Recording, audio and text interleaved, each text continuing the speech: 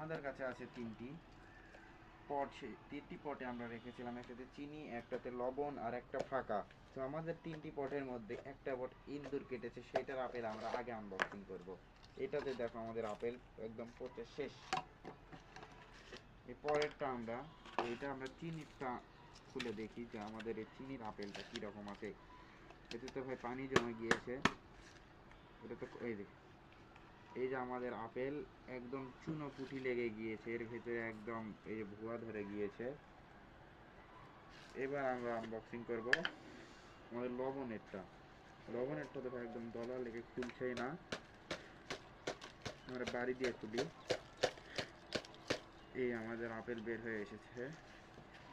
আমাদের লবণের আপেলটা ভিজে যায়নি, কিন্তু আমাদের লবণের আপেলটা একটু অনেক পরিমাণ শুকিয়ে গিয়েছে। আমাদের এই লবণের আপেলটা কিচ্ছু হয়নি ভেতরে, কিন্তু